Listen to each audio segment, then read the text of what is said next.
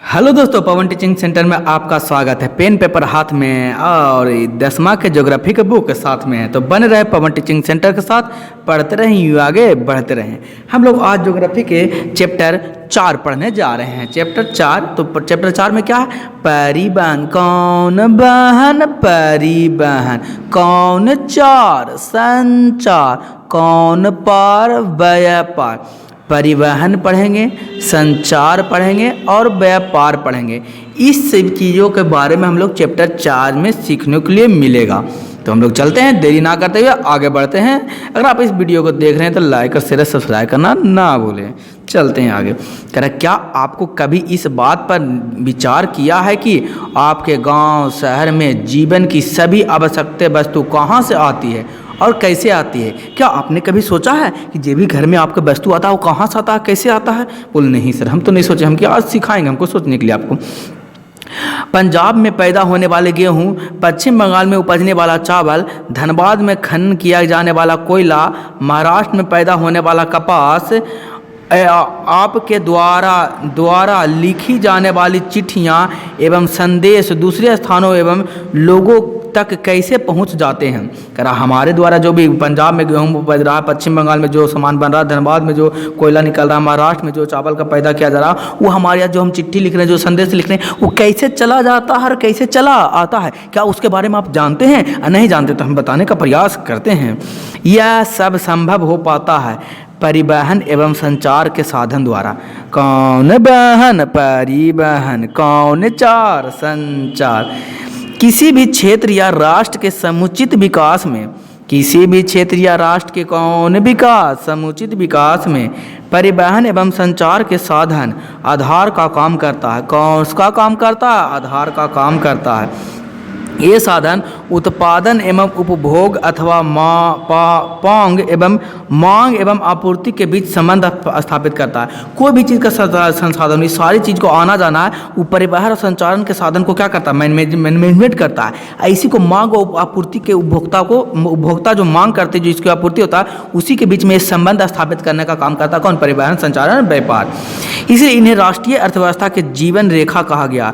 कौन अर्थव्यवस्था? राष्ट्रीय अर्थव्यवस्था। क्वेश्चन आपसे पूछेगा, राष्ट्रीय अर्थव्यवस्था के जीवन रेखा किसे कहा गया है?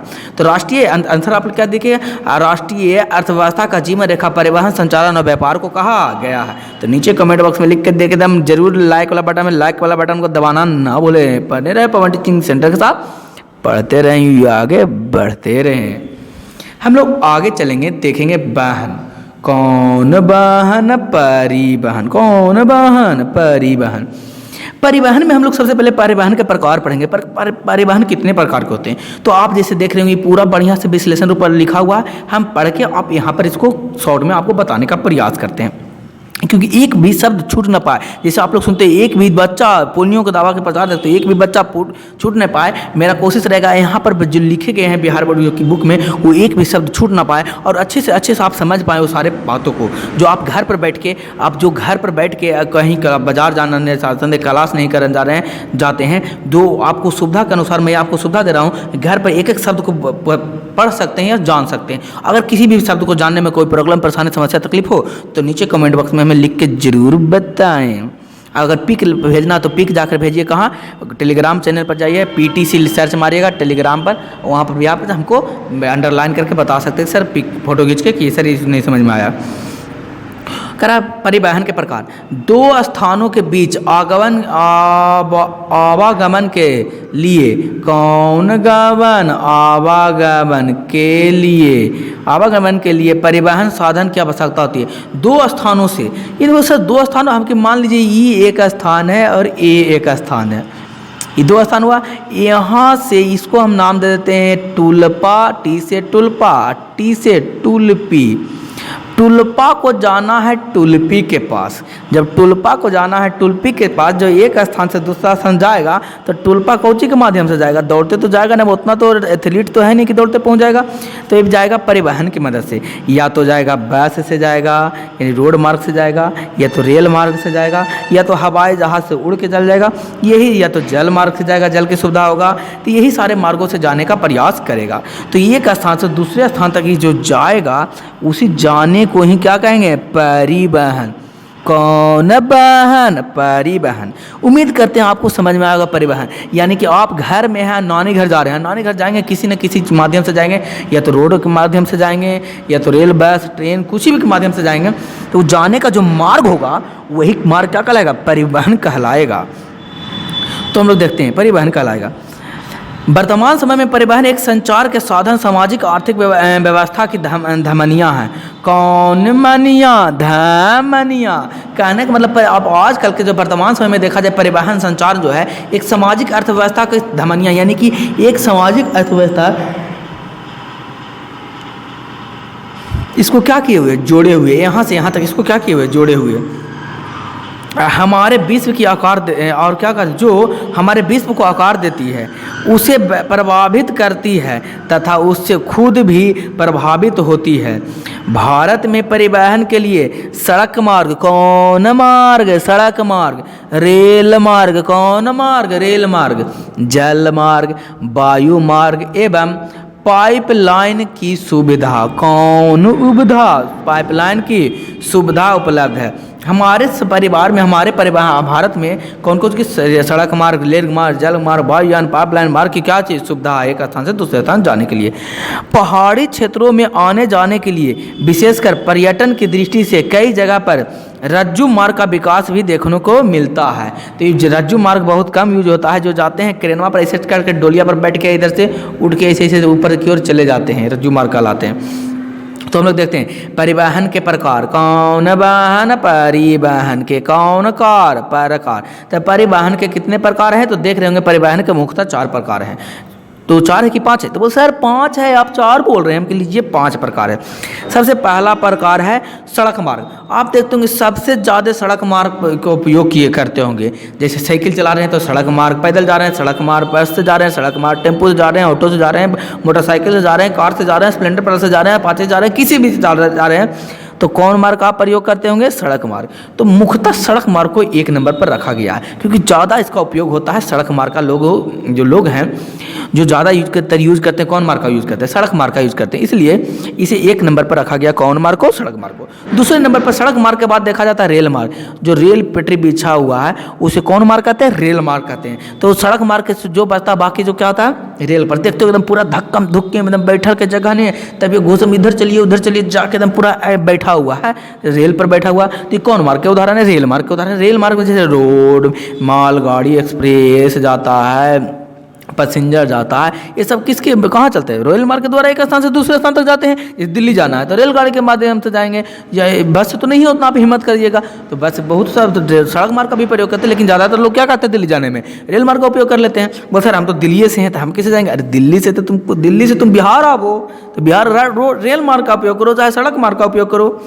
अगला, तो इसलिए दूसरा पर रखा गया, यानी कि ज़्यादातर रेल मार्ग का उपयोग, पहला नंबर पर सड़क मार्ग का उपयोग होता है, दूसरा नंबर पर रेल मार्ग का उपयोग होता है, तीसरा नंबर पर कौन मार्ग का उपयोग होता है? जल मार्ग का उपयोग होता है। सर जल मार्ग कुछ होता है, हम तो आज तक जल मार्ग गए नहीं किया जल मार्ग पर, तो कैसे हम कहते हैं कि जल मार्ग का प्रयोग होता है? जैसे समुद्री से एक स्थान से दूसरे स्थान तक जाना जल मार्ग कहलाता है। पानी वाला जहाज में, नाव में, बोलो ऐसा सर ऐसा ना बोलिए, हम को लगा कि कहना से जल मार्ग मिल गया, हम तो नहीं कहूँ देखे हैं इन्हें उन्हें कि किधर जल मार्ग है, किधर रोड जा रहा है, किधर रोड पर पानी है, उधर पर नाव चल रहा है। तो आप देखे होंगे नदी में देखे होंगे, तालाब में देखे होंगे नाव का सुविधा होता है, तो तालाब में तो मार्ग नहीं होगा। तो बड़े बड़े नदी में देखते हैं, इस पर गंगा योजना परियोजना भी चल रहा है, बहुत सारी नदियों में चल रहा है, समुद्र में चलता है जाता है, तो रेल जल मार्ग का प्रयोग किया जाता है। चौथे नंबर पर है जो प्रयोग किया जाता है वायु मार्ग। कौन मार्ग? बोल वायु मार्ग। सर वायु में भी रास्ता बना हुआ है क्या? अरे हम कि हाँ, बोल कोची से जाता है, तो हम कहीं जाता है, जानता कुछ जाता है, रोड से जाता है। एक सेकेंड, वायु मार्ग। कौन मार्ग? वायु मार्ग। तो वायु मार्ग देखते हैं, वायु मार्ग से हम लोग यूज करते थे तो हवाई जहाज, एरोप्लेन जिसको कहते हैं, हेलीकॉप्टर हो गया, जेट हो गया, ये सब कौन मार्ग है? वायु मार्ग का साधन है। चौथा, पांचवा में नया मार्ग आया है पाइपलाइन मार्ग। बोल सर पाइप से हम लोग जाएंगे क्या?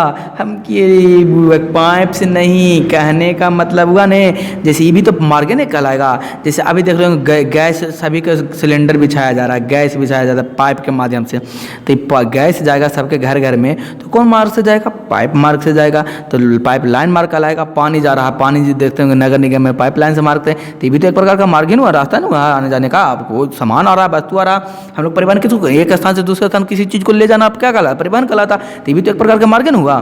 तो पाइप लाइन, तो टोटल कितने प्रकार के हो गए परिवहन? 5 प्रकार के हो गए परिवहन। कौन वाहन? परिवहन। आगे हम लोग चलते हैं, आगे बढ़ते हैं। आगे हम लोग देखते हैं, सबसे पहला बारे में हम लोग पढ़ेंगे सड़क मार्ग। कौन मार्ग के बारे में पढ़ेंगे जी? तो सड़क मार्ग के बारे में पढ़ेंगे। कौन मार्ग? सड़क मार्ग। सड़क मार्ग, सड़क मार्ग परिवहन का सबसे सामान्य, कौन मान सामान्य, कौन मार्ग? सड़क मार्ग परिवहन का सबसे सामान्य है।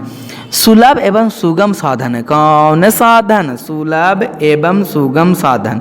इसका उपयोग हर एक व्यक्ति अपने जीवन काल में अवश्य ही करता है। कौची करता है? सड़क मार्ग का कोई भी व्यक्ति अपने जीवन में एक भी बार नहीं करें, लेकिन हर एक व्यक्ति जीवन में जो भी है, जिंदा पृथ्वी पर है, और सड़क मार्ग का उपयोग हमेशा करता है। इसलिए तो कह देते हैं कि सड़क मार्ग का उपयोग एक नंबर पर रखा गया, सड़क मार्ग को रखा गया है। लेकिन बहुत सारे ऐसे तो हवाई जहाज का उपयोग नहीं करते, वायु मार्ग का नहीं यूज़ करते, बहुत सारे तो जल मार्ग का यूज़ नहीं करते, लेकिन ट्रेन करते। तो ये रेल मार्ग और सड़क मार्ग और रेल मार्ग ज़्यादातर लोग यूज करते हैं, तो करते हैं। आप भी प्रतिदिन अपने घर से विद्यालय आने के लिए, आपके बारे में कह रहा, हमको बारे में नहीं कह रहा, कि विद्यालय जाने के लिए सड़क मार्ग का ही उपयोग करते हैं। लगभग 33 लाख किलोमीटर लंबी सड़क के साथ भारत विश्व के सर्वाधिक सड़क जाल वाले देश में रहता है। भारत में क्वेश्चन पूछेगा, ध्यान देने योग्य, भारत में कितने किलोमीटर लंबी सड़क बिछी हुई है? तो 33 लाख किलोमीटर लंबी सड़क बिछा हुआ कहाँ? भारत में। ग्रैंड ट्रंक रोड देश की सबसे पुरानी सड़क है। को ध्यान देने योग्य बात लिख लीजिए, छाप लीजिए, उतार लीजिए, याद कर लीजिए, जो करना वो कर लीजिए। क्वेश्चन आपसे पूछेगा, भारत की सबसे पुरानी सड़क मार्ग कौन है? तो ग्रैंड ट्रंक रोड। कौन trunk road? Grand trunk road Bharat की सबसे पुरानी मार्ग है। शेरशाह सूरी द्वारा निर्मित इस सड़क को कोलकाता से अमृतसर भाग भारत में पड़ता है।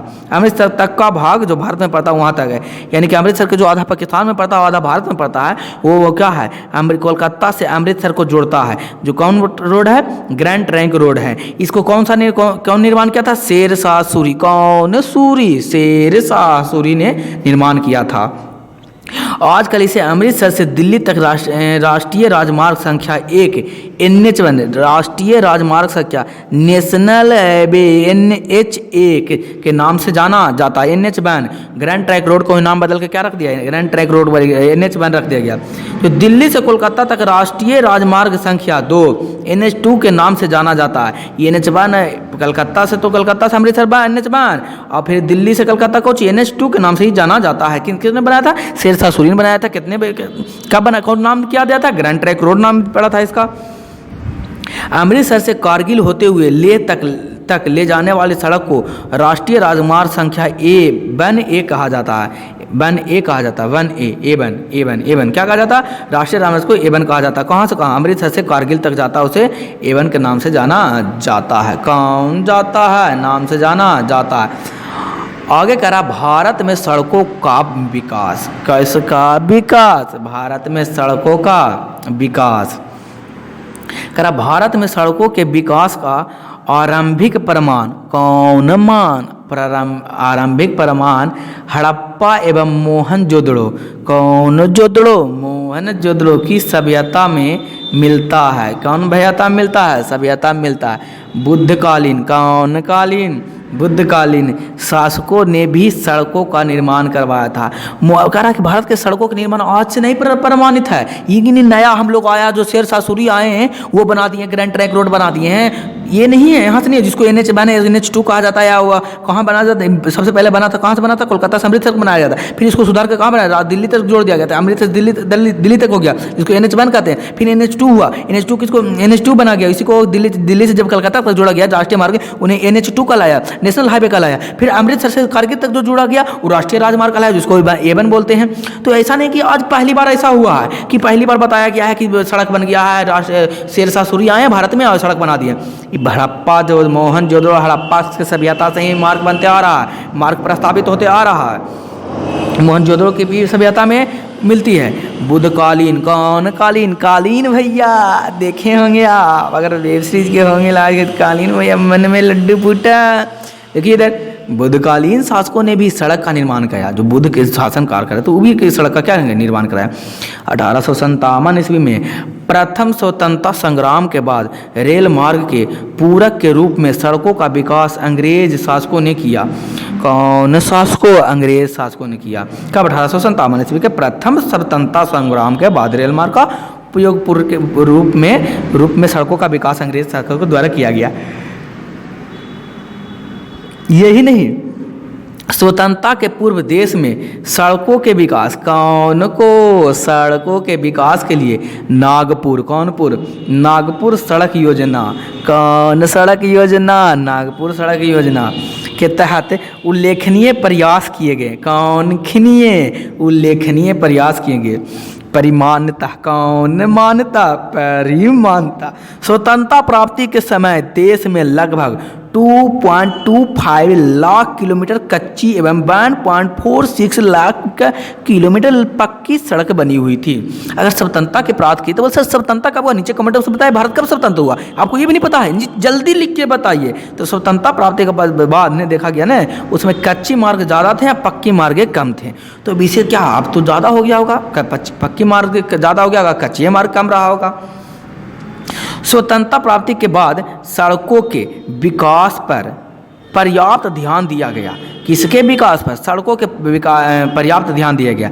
देश में सड़कों की कुल लंबाई 1951 में 4 लाख किलोमीटर थी। अगर 1950-51 में देखा जाए तो टोटल लंबाई जितना सड़क था 4 लाख वर्ग किलोमीटर मात्र था। फिर 2000 से 1 के बीच में देखा जाए नहीं तो 24 लाख हो गया, समझ रहे हैं? 20 लाख वर्ग किलोमीटर बढ़ गया। फिर 2006 से 7 देखा जाए तो 33 लाख किलोमीटर हो गया, और स्पीड से बढ़ते चला जा रहा है। इस अवधि में कई ऐसी योजनाएं भी कार्यान्वित हुई जिसमें सड़कों के विकास एवं निर्माण को बल दिया गया। इसी समय बहुत सारे ऐसी योजनाएं हैं जिससे सड़कों बनाने पर बल दिया गया। बल देने मतलब कुछ रोडवा को ऐसे दाब दे दिया, रोडवा को बल को ऐसे करके दाब दिया नहीं। बल देने का मतलब कुछ सड़क में काम करने के लिए वृद्धि किया गया, सड़क को बढ़ावा दिया गया। इस योजनाओं में राष्ट्रीय ग्रामीण रोजगार गारंटी योजना, स्वर्णिम चतुर्भुज सड़क परियोजना एवं प्रधानमंत्री ग्रामीण सड़क योजना उल्लेखनीय है। इस योजना में आया था पहले, बोल सर क्या रोड बनाता था रोजगार मिलता था? हम कि हाँ, अभी कम मिलता था, पहले ज़्यादा हर एक काम होता था मनुष्य के द्वारा ही किया जाता। कोई अगर आप देखेंगे तो नहीं है किस तरीक़े से कोई अलकतरा को रोड पर बिछाया जाता था, फिर हाथ से चपड़ा से इस तरीक़े से पूरा गिट्टी, छोटे छोटे गिट्टी को पहुँचाया जाता था, उस पर रोड लोडर चलता था। हम लोग उसको खेलते थे, बहुत मन लगता था उस समय, देखते थे बहुत हम हैं तो अच्छे लगते थे। तो रोड यानी कि रोज़गार मिलते थे, यानी कि क्या मिलते थे? रोज़गार मिलते थे। इसमें ज़्यादा समझाने वाला नहीं है, इसलिए हम ज़्यादा भी इसको एक्सप्लेन भी नहीं कर पा रहे। नॉर्मल बात है, आप डायरेक्ट पढ़ रहे होंगे तो समझ में आपको आ रहा होगा। इसके अलावा संसद एवं विधायक के कोटे में से भी गाँव एवं शहरों में मोहल्ले की छोटी छोटी सड़कें बनवाई जाने लगी। और ये स्वतंत्रता के बाद हुआ क्या, सड़कों में विधानसभा से भी क्या आ गया, विधायक को छोटे छोटे मोहल्ले गली में भी सड़क बनाने का क्या दे दिया गया, आदेश दिया गया, जिससे पैसा आने लगा, लोग बनाने लगे। प्रधानमंत्री ग्रामीण सड़क योजना, कौन सड़क योजना? प्रधानमंत्री ग्रामीण सड़क योजना के अंतर्गत 500 की आबादी वाले बस्ती, कैसा 500 वाले की आबादी वाले बस्ती को सड़कों से जोड़ने की योजना बनाई। अगर बोला कहा गया प्रधानमंत्री ग्रामीण सड़क योजना, कौन सड़क योजना? प्रधानमंत्री ग्रामीण। कहा कि वैसी इस गांव जिसमें 500 लोग से अधिक रहते हैं या 500 लोग रहते हैं, उसको गांव को एक मेन सड़क से क्या किया जाए, जोड़ा जाए। ये योजना आया, कौन योजना में प्रस्तावित किया गया? प्रधानमंत्री ग्रामीण योजना सड़क योजना में प्रस्तावित किया गया। अगला हम लोग देख रहे हैं प्रादेशिक वितरण, कौन है वितरण? प्रादेशिक वितरण क्या है, जो हम लोग समझने का प्रयास करते हैं। पक्की सड़कों की लंबाई की दृष्टि से देश में महाराष्ट्र को पहला स्थान है। अगर देखा जाए कि कौन देश में पक्का सड़क ज़्यादा है लंबा के हिसाब से, तो महाराष्ट्र ऐसे है जो इसमें पक्का सड़क क्या है, ज़्यादा है। यहाँ 2.70 लाख किलोमीटर लंबी सड़कें, पक्की सड़कें हैं। कितना? खाली बात सोचिए, आज़ादी के समय 4 लाख तो पूरा भारत में था, और यहाँ सोच लीजिए 2.70 लाख किलोमीटर पक्की सड़क कहाँ है? महाराष्ट्र में से भी। तो पूरे भारत के हिसाब से देखा जाए तो महाराष्ट्र में सबसे ज़्यादा सड़कें, पक्की सड़कें हैं। इसके बाद क्रम से उत्तर प्रदेश, पहला में महाराष्ट्र, दूसरा में कौन प्रदेश आ गया, उत्तर प्रदेश, तीसरा में उड़ीसा, कौन सा, उड़ीसा, दूसरा तथा तीसरा स्थान पर आते हैं। दूसरा पर उत्तर प्रदेश आता है, तीसरा पर उड़ीसा। तो क्वेश्चन पूछ देगा आपसे इस प्रकार से, भारत में कच्ची सड़कों, पक्की सड़कों की कौन राज्य में सबसे ज़्यादा है, तो महाराष्ट्र में। दूसरा स्थान पर कौन है, उत्तर प्रदेश, तीसरा स्थान पर कौन है, उड़ीसा है। यहाँ इन सड़कों की लंबाई क्रमशः 2.87 लाख, यहाँ पर महाराष्ट्र में 2.70 लाख है, और कहें उत्तर प्रदेश में 2.47 लाख और उड़ीसा में 2.36 लाख किलोमीटर पक्की सड़कें हैं। पक्की सड़कों की सबसे कम लंबाई वाला राज्य को चाहिए लक्षद्वीप। अगर देखा जो क्वेश्चन ऐसे भी आप पूछ देगा कि सबसे कम लंबाई वाला कौन सा राज्य जहाँ सबसे कम पक्की सड़कें की लंबाई है, तो कौन है, लक्षद्वीप। कौन द्वीप, लक्षद्वीप। कौन देने योग्य बात, ध्यान देने योग्य बात। इसको क्या कर लीजिएगा, याद कर लीजिएगा, छाप लीजिएगा, लिख लीजिए, नोट्स में बना लीजिए। यहाँ मात्र 52 किलोमीटर लंबी पक्की सड़कें, लीजिए 1 किलोमीटर लंबा पक्का सड़कें कौन द्वीप में, लक्षद्वीप। उससे लंबा सड़क नहीं है। लंबा का मतलब समझ रही है कि सीधे इतना लंबा जा रहा, उसके बारे में किया जा रहा है। ये नहीं कि घूर गया, इधर से इधर टूट गया, इसको भी आ गया, उसके बारे में नहीं चर्चा किया जा रहा है। लंबी सड़कें सीधे एकदम जा रहा है, एक जा रहा है, उसके बारे में चर्चा किया जा रहा है। यहाँ करा 1 किलोमीटर, सोच लीजिए तो लक्षद्वीप में 1 किलोमीटर बाद मात्र पक्की सड़कें जहाँ लक्षद्वीप में।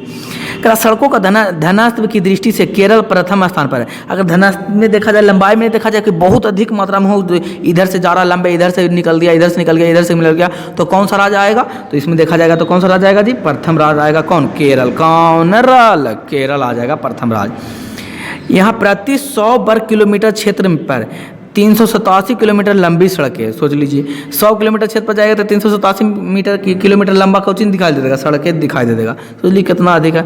गोवा और उड़ीसा क्रमशः 258 एवं उड़ीसा में, गोवा में 258 तथा उड़ीसा में 152 किलोमीटर लंबी सड़कें के साथ दूसरे एवं तीसरे स्थान पर है। तो देखा जाए इसमें कोचिंग मुख्य रूप से इसमें 3 पॉइंट था।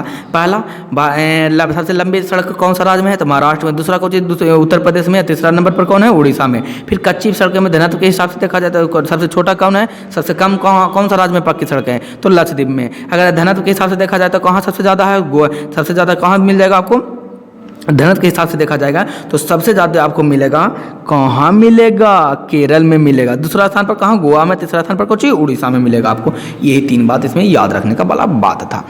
आगे हम लोग चलने का प्रयास करते हैं। उत्तर भारत में सड़कों की सर्वाधिक घनत्व पंजाब में है। अगर उत्तर भारत में देखा जाए तो कुछ पंजाब में 122 किलोमीटर पर 100 वर्ग किलोमीटर 122 किलोमीटर प्रति 100 वर्ग किलोमीटर पर देखा जाए, यानी अगर क्षेत्रफल 100 किलोमीटर क्षेत्र पर देखा जाए ना, उसमें 122 किलोमीटर लंबा कुछ होगा, सड़क होगा, पक्का सड़क होगा। मतलब लंबा नहीं, मतलब ये नहीं सीधे एकदम मुड़ ही के होगा, लेकिन सड़क तो लंबा होते ही नहीं, कहीं होगा लेकिन होगा।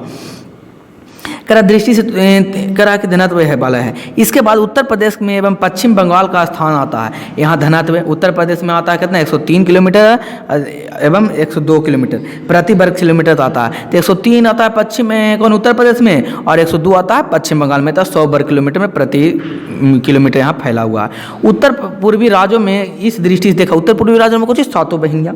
अब पहला दिन देखिए हम बताएं, ज्योग्राफी में बताएं कि किधर 7 बहिनियाँ, अरुणाचल प्रदेश, उत्तर प्रदेश, ईटानगर, नागपुर है, नागालैंड इधर लेकिन उत्तर पूर्वी में कहलाता है। दृष्टि से त्रिपुरा प्रथम एवं नागालैंड दूसरे स्थान पर। त्रिपुरा प्रथम स्थान पर घनत्व के हिसाब से, और नागालैंड कौन स्थान पर आता है, दूसरे स्थान पर आता है। यहाँ क्रमशः 134 एवं 127 किलोमीटर लंबी सड़कें प्रति 100 वर्ग किलोमीटर क्षेत्र पर है। कैसे किलोमीटर वर्ग क्षेत्र पर है, 100 वर्ग किलोमीटर क्षेत्र पर है। केंद्र शासित, कौन शासित, केंद्र शासित प्रदेश है। कौन शासित प्रदेश जी, तो केंद्र शासित प्रदेश के हिसाब से देखा जाए तो केंद्र शासित प्रदेश जिसको यूनियन टेरिटरी कहते हैं। केंद्र शासित प्रदेश से घनत्व के हिसाब से देखा जाए तो चंडीगढ़ में 1177 किलोमीटर है। कौन 100 वर्ग किलोमीटर देखा जाए, चारों तरफ से घेर दिया जाए 100 किलोमीटर, इस तरीका से रेडियस लेके इस तरीका से वर्ग निकाल के चारों तरफ से 100 किलोमीटर देखा जाए तो 1177 किलोमीटर रोड है। इसी तरीका से इसे पूरा फैला हुआ है, 100 किलोमीटर वर्ग किलोमीटर है। तो यहाँ रोड इधर 1177 किलोमीटर इधर ऐसे करके क्या होगा, रोड फैला हुआ होगा, किलोमीटर प्रति वर्ग किलोमीटर फैला हुआ। पूरे देश में सड़कों का सर्वाधिक घनत्व दिल्ली में 1713 सबसे, अगर पूरे बिहार में देखा जाए तो सबसे ज़्यादा घनत्व कहाँ है? दिल्ली में। कितना घनत्व दिल्ली में? 17,381 किलोमीटर प्रति 100 वर्ग किलोमीटर में फैला हुआ। सबसे अधिक देखा जाए तो कहाँ है? दिल्ली में। कौन ली? दिल के बालों है दिल्ली, दिल के बालों के लिए है दिल्ली।